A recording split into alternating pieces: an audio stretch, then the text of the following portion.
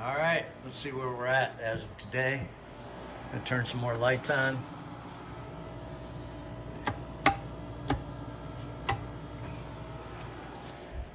All right, stay walk. Here's our steel structure, backrest,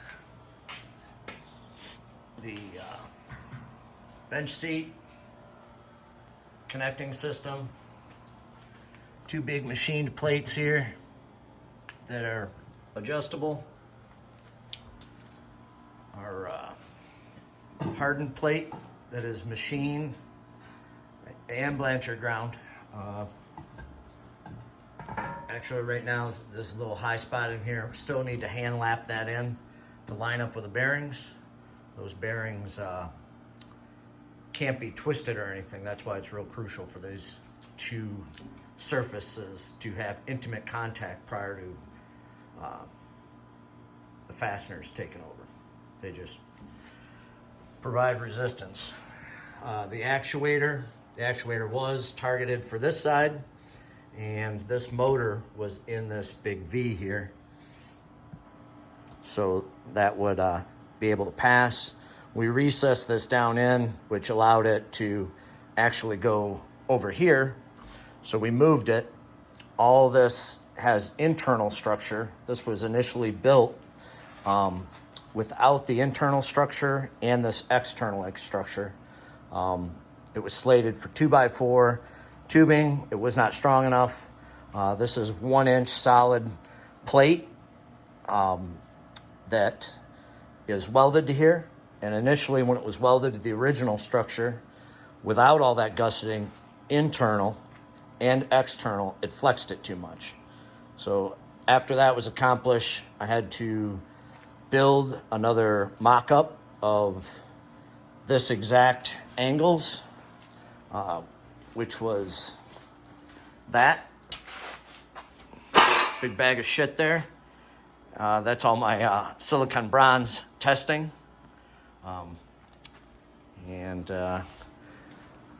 Back to this.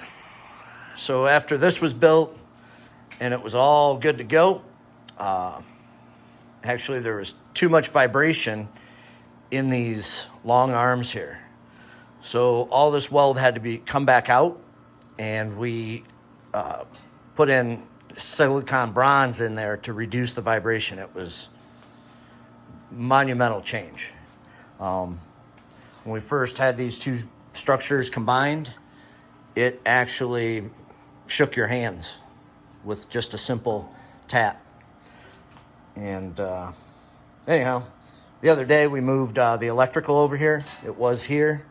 It had to be done, some of it prior to the welding, but we didn't have the correct wire or the copper tubing to insulate it. So it was here. We got it in there, partial feed, and then the other day we moved it to here. So all those holes have to be bored through to that side, which we're breaking bits, and it is insane. This is the only thing that holds the actuator to that arm. Kind of neat stuff. That's MIG, by the way. And everything's adjustable feet, adjustable rest. Wanted to have this so your feet had a nice place to glide over everything. And initially this bench seat was 17 inches deep. So it came to here. That structure was just right there. Actually, the cabinets in the original design, the seat went all the way back in so that the cabinets were here, the edge of the table was here, and you had to scoot your way in here to get past all these cabinets to get into that seating area.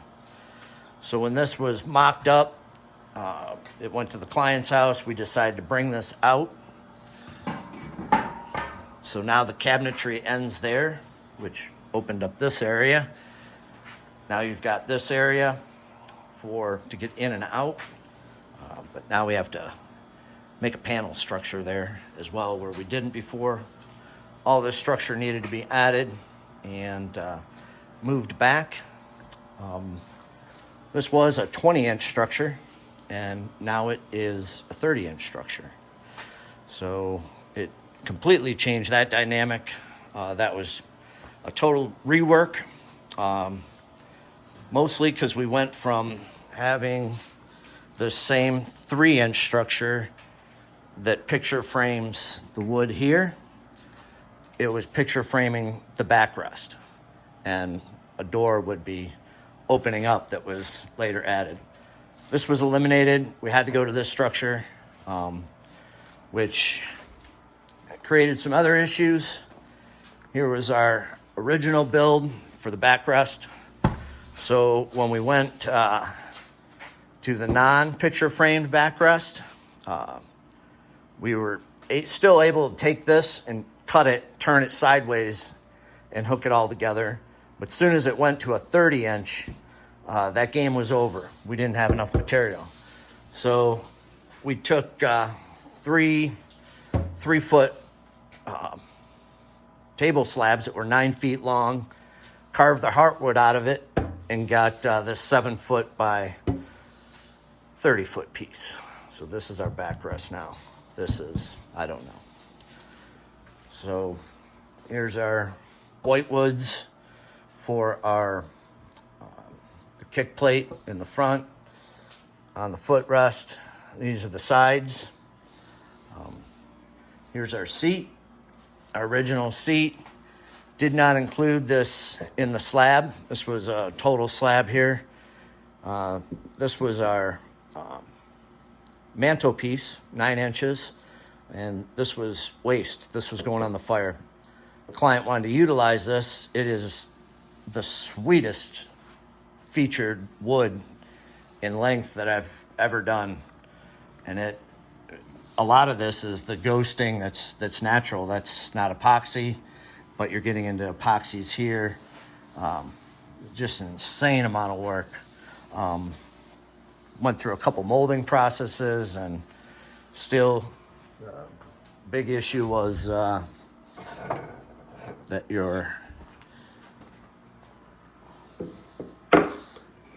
the damage looks like something like that internal. So these pieces all want to fly right off.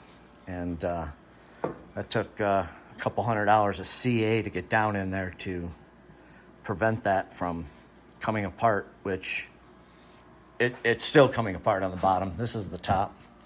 And it's a very complicated fix. We definitely came up with some uber creative ideas to overcome it, but it instead of saving 75% time, it probably was only maybe 50. You still had to go back after the details. This is now the mantle, and the seat actually went from a 17-inch seating surface, no nose, steel right here, squared up, to extend a little further back, so the hinges were moved. This is now, we're matching this up to this, and that's, if hinges are utilized, that's where to open. So all that wood is now for that. Pushing that back was also, we had to put more structure in, and we could no longer use this as our mounting, original 17. The reason why this is all shiny and this is not, this was initially, after it was built, it was media blasted. This is the surface we're after, to get proper adhesion with our finish coat of matte flat black stainless steel. And all this has to be done. But anywhere that it was repaired, changed, feathered in with Nickel bronze to make a nice transition for your feet, not have big seams and creases, all nickel in there. You can see the nickel in the corners, anywhere it's exposed. We have nickel. So that was done, resanded, still got to go through media blast. All this is essentially new structure, and that has to go through media blast after, all the tabs are assembled, bolts put in, secured, tabs all welded and drilled, figured out. This is what you're...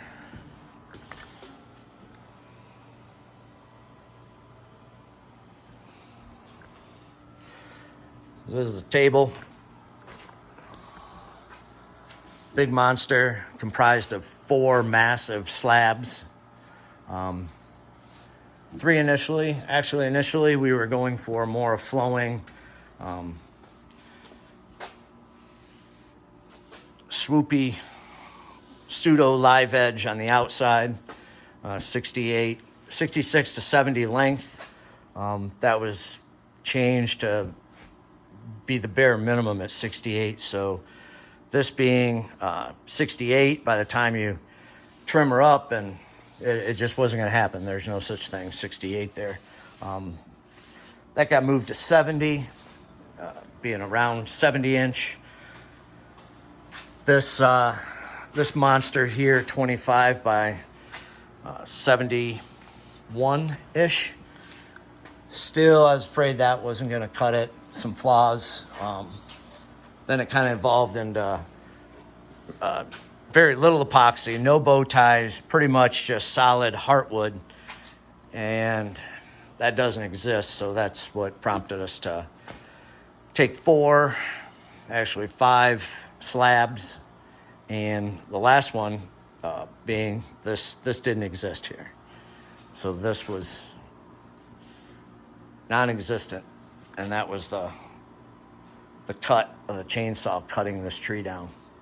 And that just didn't exist. So I worked pretty hard on recreating what that would look like, possibly. And even the fine details, some of these epoxy lines go right through this stuff, which all are individual pieces glued together with fine streaks of dark grain that I artificially put in there. That's pretty hard to tell. So I'd keep those lines running through there. So initially, I really didn't know what to do. There's your diagonal cut. If I had to square that up, this goes underneath into the structure that supports the bearings. So that call needed to be made, and kind of a gutsy move, one of my more gutsy moves in life. I decided to put that together piece by piece, just inch by inch, cutting it back out, removing the epoxy, putting more lines in there to carry your eye through it, and just running these lines down. And when it looked as if it was artificial, I'd rip it apart and do it again and put more lines in it, carve more curves in there, kind of go with this. But yeah, all this real estate would not have been utilized.